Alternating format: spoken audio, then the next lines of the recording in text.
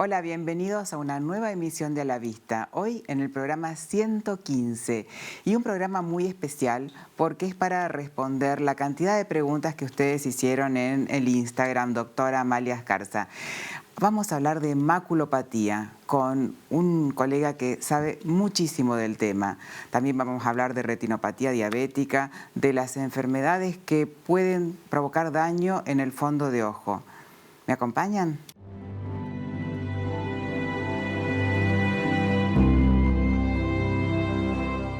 Y como les comenté al principio, en este primer bloque tenemos al doctor Mauricio Martínez Cartier.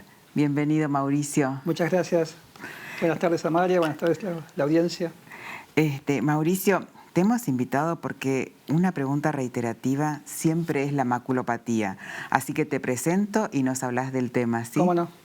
El doctor Martínez Cartier es director asociado del Instituto de la Visión, ex jefe del Servicio de Oftalmología del Hospital Universitario Austral y es un reconocidísimo médico oftalmólogo especialista en retina y vitrio de nuestro medio.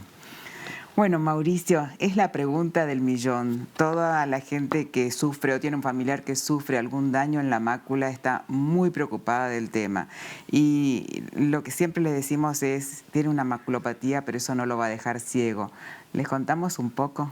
Sí, eso es tal cual. El problema es que la palabra maculopatía implica un montón de patologías. Yo lo que siempre les sugiero a los pacientes, más allá de hacer la consulta rápida o la orientación vía WhatsApp o por las redes sociales, es que consulten con su oftalmólogo de cabecera y que hagan una evaluación, un examen oftalmológico completo con la toma de agudeza visual y bueno, Claro. algún estudio complementario y el examen de fondo de ojo, que es muy importante. Muy importante. Dependiendo del tipo de maculopatía, hay muchas opciones. Sobre todo en los últimos 20 años han surgido tratamientos y métodos diagnósticos que son revolucionarios. Así que en ese sentido soy muy optimista. Y no son invasivos, no les provoca ningún tipo de dolor ni invalidez al paciente. Por lo pronto, el examen de fondo de ojo, que se tornó cada vez menos invasivo, inclusive hay métodos diagnósticos que se hacen sin dilatar la pupila y con una luz que no es visible, o sea que no molesta al paciente. Y los métodos, digamos, de tratamiento, hay muchísimos, sobre todo el mayor porcentaje son no quirúrgicos, son mediante inyecciones o son procedimientos que se hacen en una sala de recuperación rápida.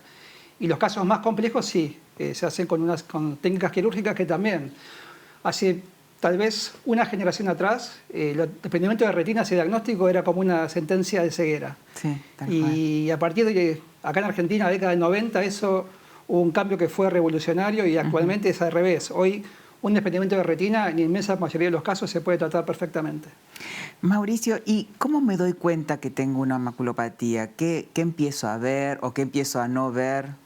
Sí, en general, digamos, un manchón en la vista o algo que es bastante, digamos, le decimos patognomónico, pero es algo que es muy peculiar, es la visión distorsionada, que uno ve como la imagen distorsionada o como viboritas en la imagen. Entiendo. Y por supuesto, uno a veces darse cuenta cuando uno ve viendo los dos ojos es difícil. Hay que taparse un ojo y fijar la vista en alguna imagen que nos resulte familiar y bueno, ahí darnos cuenta si vemos algo diferente.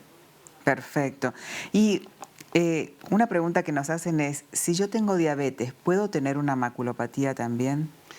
Mira, sí, sobre todo si está mal controlada. O sea, si vos tenés diabetes y tus controles mayormente son satisfactorios, son buenos, o va a ser muy tardío o va a ser más leve. O sea, la clave de eso es que tengas un buen control metabólico, sobre todo de la glucemia, de la presión arterial y que te hagas los controles correspondientes con tu médico diabetólogo. Tal cual. ¿Y por qué el paciente con diabetes tiene que concurrir periódicamente al oftalmólogo? Porque tal vez vos tengas un tipo se llama retinopatía diabética, que a veces hasta que no te afecta la parte central no te das cuenta. O sea, vos puedes tener como que te están rodeando, digamos, los enemigos y vos hasta último momento tal vez no te des cuenta de que te van a invadir la visión central, que es muy importante. Claro. ¿Cada cuánto aconsejás vos un control a un paciente con una diabetes diagnosticada? Sí, mira, los diabéticos tipo 1, que son los menos numerosos, digamos, tal vez a partir del 5.º año del diagnóstico, porque en esa población hay más certeza respecto a cuándo comenzó el problema. En cambio, los diabéticos tipo 2, que tal vez llevan cierto tiempo con la enfermedad y no se dieron cuenta, a partir del diagnóstico. Y en general es después al menos una vez por año. Y hay Claro. situaciones particulares, como por ejemplo una mujer embarazada que tiene diabetes. Bueno, eso también es muy importante, el control precoz en esos casos. Claro. No hay ningún problema en hacerle ninguno de estos exámenes diagnósticos a una mujer embarazada, Mira, ¿no? sobre todo lo que es la tomografía de luz coherente u OCT, eso por supuesto que no. No es un método que a veces la gente le dice tomografía y ya piensa que hay algún tipo de Claro, radiación. claro. Afortunadamente no es el caso, es un examen con luz visible, o sea que no es un problema. Inclusive lo que es la angiografía con contraste, con fluoresceína, yo soy bastante, digamos, de no tener muchos reparos respecto a una indicación, sobre todo después del primer trimestre de embarazo. Claro, claro. Mauricio, y si un paciente tiene una maculopatía diagnosticada, sabemos que hay maculopatías secas y maculopatías húmedas, ¿no? Dos grandes ramas. ¿Qué tratamientos hay para hacerle? ¿Qué se puede hacer para detenerla? Sí, en general, ya sea en el caso del paciente diabético con edema macular, como en el caso de, no sé, una persona con miopía y que tiene derrames en la mácula, o una persona de mayor edad con diagnóstico de maculopatía por la edad, exudativa o húmeda. Para esos casos existe un tratamiento que se llama con antiangiogénicos. Es una medicación que evita la proliferación, o sea, el desarrollo de vasos anormales, como una especie de varices que producen sangrado, y también disminuyen la permeabilidad, o sea, que hacen que esos capilares o esos vasos anormales derramen menos sangre y plasma y que, bueno, con una disminución o recuperación de la visión. De la anatomía normal, sí, y la visión. Claro. ¿Estos tratamientos cada cuánto se los debería hacer el paciente? Es variable. Por ahí la gente que tiene maculopatía por la edad, en promedio, en los estudios internacionales, han requerido el primer año 7 inyecciones. En el caso de los diabéticos a largo plazo, cada vez menos. O sea, tal vez inyectan más seguido el par primero de años y después hay que hacer los controles periódicos. Siempre es muy importante el examen con el clínico del oftalmólogo, la tomografía de luz coherente y después, si hace falta, bueno, se hace el tratamiento con antiangiogénicos. Pero es fundamental estas enfermedades tratarlas en forma conjunta con el diabetólogo, el endocrinólogo, el clínico. Mira, yo tengo un montón de pacientes con la hemoglobina glicosilada controlada o metabólicamente controlados que nunca han hecho ningún tratamiento. O sea, la clave un poco es eso. Claro. Y les va a pasar lo mismo con el corazón, con su riñón, con el resto de los organismos. Sí, seguro. La hemoglobina glicosilada es un examen de laboratorio que todos los pacientes que tienen diabetes o tienen propensión a tener algún tipo de estas enfermedades deberían hacérselo, ¿no es cierto? Sí, y a veces uno sorprende al paciente en la consulta. Yo casi lo primero que les pregunto es: hola, ¿cómo te llamas? ¿Cuál es tu hemoglobina glicosilada? Claro. Y muchos no saben lo que es y como que recalco que es importante, es como un signo vital, es como algo, un parámetro muy importante que ellos tienen que incorporar a su vida. Claro, porque toda la gente sabe lo que es medir la glucemia en sangre, pero la glucemia es una foto de ese momento y la hemoglobina glicosilada es como si fuera una película a lo largo del tiempo y es lo que a nosotros nos sirve más, ¿no es cierto? Y aparte, viste, muchos, digamos, nos engañamos a veces, nos portamos bien el día anterior para que el examen laboratorio nos dé bien, ¿no? Claro, sí. En cambio, eso es más difícil un poco de manipular. Sí, sí, sí. Es como no comer 2 días antes de ir al nutricionista a pesarse. Decime, Mauricio, ¿quiénes tienen más riesgo de tener maculopatías relacionadas con la edad? Mira, se supone que es, bueno, mayores de 65 años, personas de ascendencia europea, las mujeres. ¿Mujeres más que hombres? Mujeres más que hombres, sí. Ah, mira. Las personas con ojos claros. Ah. Y bueno, y también, digamos, lo que es factor de riesgo cardiovascular se asocia un poco con lo que es la evolución.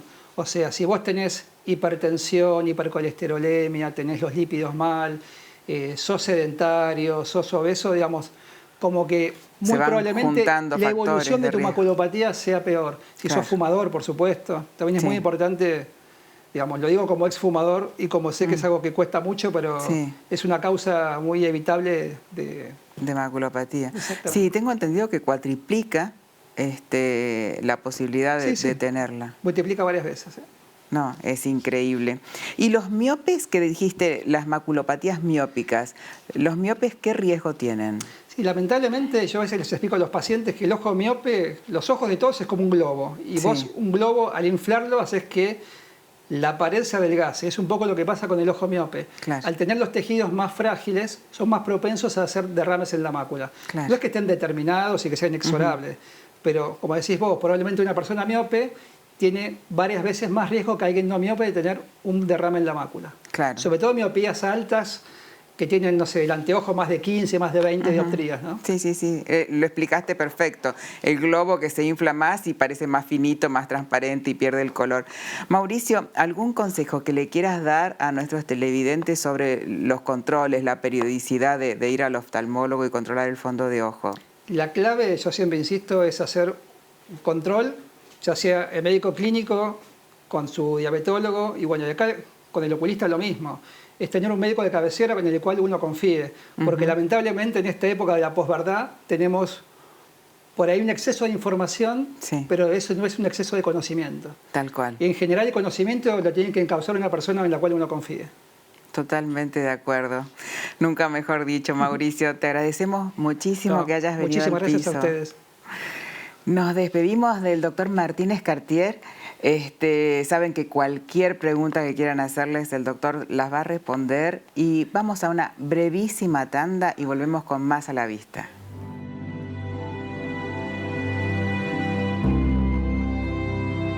Bienvenidos al segundo bloque de A la Vista. Y como estábamos hablando de diabetes, maculopatía, y eso tiene mucho que ver con nuestra nutrición en general, tenemos en el piso una invitada que quiero muchísimo, la licenciada Karina Lager. Bienvenida, Karina. Gracias, Amalia, por invitarme. Estoy feliz de que estés acá porque quiero que les des varios tips de esos que nos das siempre a nuestros televidentes, Karina. Te voy a presentar. La licenciada Lager es licenciada en nutrición, profesional gastronómico, es fundadora y directora de Nutrir, un espacio de medicina integral preventiva de acompañamiento terapéutico y terapias holísticas. Y Karina, ¿qué podemos comer o en qué nos podemos basar cuando hablamos de una alimentación saludable? Bueno, en principio lo más importante es considerar que somos una población que consume alimentos proinflamatorios. Proinflamatorios, Sí. ajá. Tenemos un estilo de vida que es proinflamatoria también, con lo cual siempre recomiendo como primer paso comenzar con una alimentación antiinflamatoria. Ajá. Aumentar el consumo de verduras, de frutas, de legumbres. Somos una población que consume muy poquita legumbre y tiene demasiados beneficios como para dejarlas pasar. Claro, mucho procesado consumimos en general. Exactamente, también está la elección alimentaria, o sea, la selección de alimentos en donde hay un incremento abismal a medida que pasa el tiempo de la utilización de ultraprocesados, que son los alimentos que encontramos en el supermercado. Lo que más a mano tenemos. Lo que digamos. más, sí, lo que nos evita, digamos, quedarnos en la cocina, pero que con Claro. el tiempo genera muchos problemas en la salud. Sí.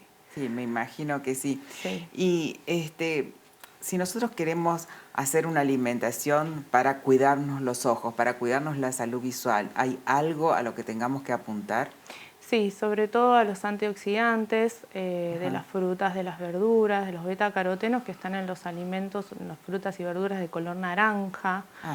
¿Qué son los cítricos? Los cítricos, el zapallo, la zanahoria. Bueno, claro. La zanahoria es un clásico. Es un clásico de la vista, sí. Sí. Eso lo podemos incluir en la alimentación desde lo natural o a través de infusiones también. Hoy en día se trabaja mucho con los jugos y ahora que viene el verano, sobre todo, aprovechar la temporada para incluir más frutas, más verduras de color naranja y de hojas verdes también. Ajá. Sí, tiene muchos beneficios. Los ácidos omega 3 que están presentes en el pescado, en aceite de semillas, Sí. es importante incluirlo para la salud visual. Y en general la hidratación es un factor clave, un factor ¿no? clave, sí. Sí. Sí. ¿Cuánto aconseja un nutricionista que tengamos que tomar de líquidos, de agua diariamente? En general calculamos en base al peso actual de la persona. Ajá. Se calcula aproximadamente 30 mililitros por peso por día. ¿Sí? De eso tenemos que descontar siempre las infusiones, las sopas y cualquier otro líquido que se incorpore, no solo el agua. Mate, té, digamos, todo lo que son infusiones. Claro. ¿Es fácil hacer que los niños tomen agua, por ejemplo? Si es el hábito en la familia, no van a tener ningún inconveniente. Claro. Ahora, si el hábito no está fomentado desde el lugar familiar, es más difícil, pero se puede Sí. con A mí me acompañamiento. sorprende que veo chicos chiquitos, realmente chiquitos, que prefieren el agua a las bebidas cola. Y es por lo que vos decís, es el hábito que está Sí. instalado en la familia. Sí, sí, generalmente hay una familia de fondo que ya viene incorporando buenos hábitos y uno por el que se comienza generalmente es por la hidratación, por el Claro. agua, por los jugos, por la Claro. eliminación de jugos, de gaseosas. Entonces es De jugos preparados, de jugos de en jugos sobrecitos, digamos. industriales, Claro. de jugos gasificados o no industriales, sí. Ujú. Sí. Karina, ¿y un paciente diabético que esté controlado? Sumamente importante. El control en la Sí. diabetes a nivel multidisciplinario es sumamente importante. Y con respecto a la alimentación, nosotros manejamos lo que es la alimentación con selección de alimentos de bajo índice glucémico. Ajá. Y colaboramos con la selección también de alimentos para no restringir la alimentación, que es fundamental para el sostén de la terapia. Claro, ¿cómo haces para que no se tiente con un dulce? ¿Qué le ofreces a cambio? Reemplazos saludables. En ese caso lo que hacemos es manejar digamos, lo que son los alimentos de todos los días, seleccionamos la mejor calidad nutricional de cada alimento o de grupo de alimentos. Ajá. Como por ejemplo que en el caso de las harinas, ¿sí? Tratamos de incorporar alimentos de grano entero, harina integral, harina de avena, eso reduce muchísimo la carga glucémica de las preparaciones. ¿Sí? Claro. Y ayuda a que esa dieta sea un poco más adecuada a la dieta en general de la otra población, digamos. Claro, y reemplazar un chocolate, reemplazar un dulce de esos que enseguida nos dan satisfacción, Sí. ¿cómo puede ser? Y en general, con el tema de los chocolates, recomiendo siempre la incorporación de chocolate semiamargo sin azúcar. Ah, ¿sí? claro. Hay chocolate sin azúcar en el mercado. Sí, hay muchas opciones hoy en día. Sí.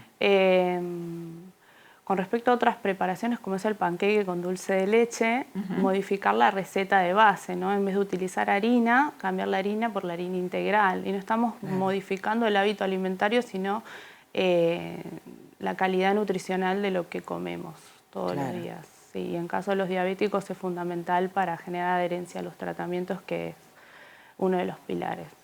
Y contame de la sal, que también es otro cuco para los ojos, porque la hipertensión también hace mucho daño a los ojos.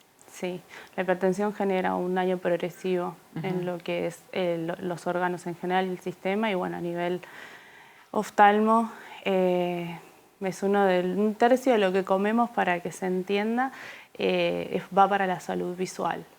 Wow. Es un montón. Es mucho, sí. Y el sodio genera demasiadas complicaciones, no aporta ningún nutriente esencial. Básicamente la función de la sal es aumentar el sabor de los alimentos. Que ya de por sí tienen su sabor.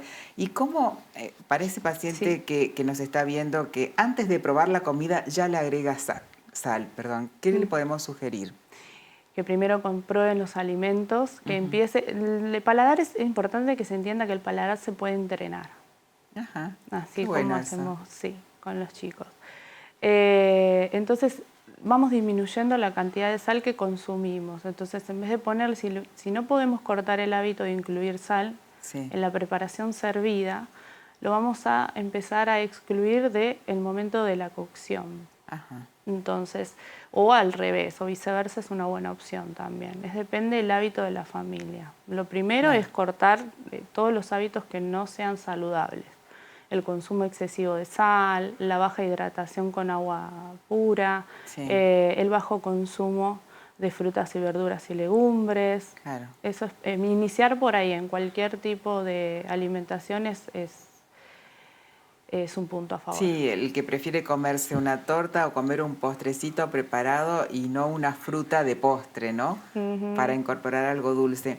Sí. Y otra cosa es que la gente muchas veces no sabe que todas las preparaciones tienen sal. Los helados tienen sal, los dulces tienen sal.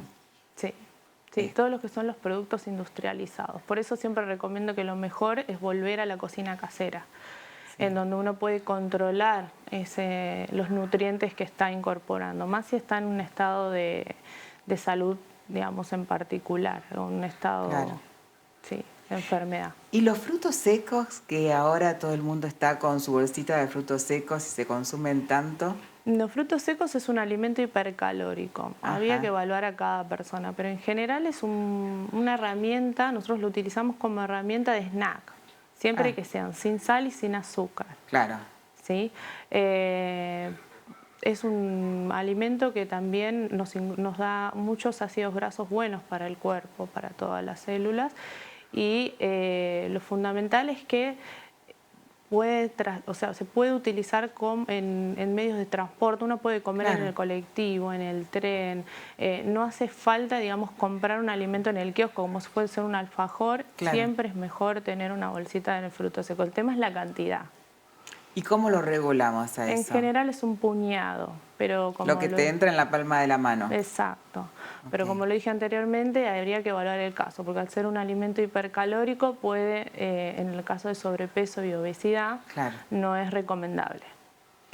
Pero hay algunos que usan semillas y frutos secos en las ensaladas de hojas verdes. Eso está bien, ¿no? Eso es incorporación de ácidos grasos que no están en cocción, que quiere decir que están sin modificación química, y las semillas es fibra. Y nosotros, al ser una población que no consume suficiente fibra, es un buen hábito, sí. Claro. Y otra cosa que la gente siempre se preocupa es el huevo. ¿Cuánto huevo puedo comer? ¿El huevo es malo, es bueno? El huevo es un alimento muy importante y es bueno, es bueno. Está demonizado, pero es un alimento bueno, sí. Sobre todo la yema, ya que hablábamos de la salud oftálmica, la yema tiene muchos betacarotenos y, digamos, ácidos grasos omega que benefician la salud visual. El huevo es un buen alimento, sí. ¿Cuánto puede consumir una persona?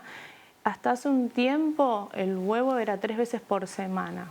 En los últimos estudios y avances que dieron la tecnología, la verdad es que el huevo, una persona sana que no tiene ningún inconveniente, ninguna dislipidemia, puede consumir hasta un huevo día. Sí.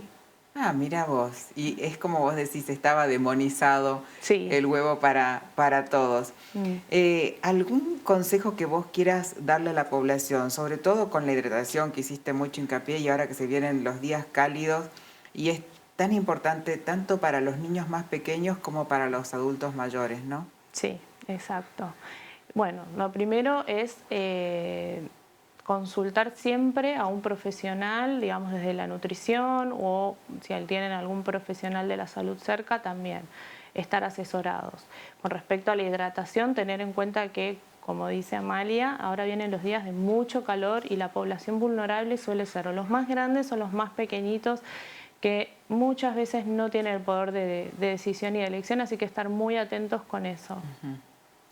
Y la incorporación, sobre todo en esta época, de frutas y verduras La incorporación crudas. de frutas, por favor, verduras, legumbres, semillas es un buen hábito también.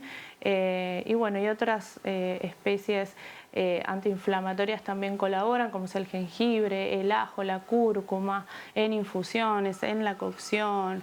Hay mucha información dando vueltas, así que lo recomendable es que siempre consulten a alguien idóneo. Sí, sí, sí. Muchas veces los pacientes lo que hacen es mirar en Google y a veces no es lo más, claro, no es lo más, las redes también, lo más aconsejable, sino tener su nutricionista de cabecera y hacer una visita periódica para evaluar peso, altura, hidratación. Sí, o mismo educarse en lo que es la parte alimentaria, una organización cambiar alimentaria. de hábitos, como vos bien dijiste. Sí. Gracias, Karina. No, por favor. Muchísimas gracias. A ustedes. Bueno, se nos terminó el programa, pero un programa súper interesante. Hablamos de temas que ustedes siempre nos piden: maculopatía, diabetes y cómo mejorar nuestra nutrición para que eso redunde en un beneficio en nuestra salud visual.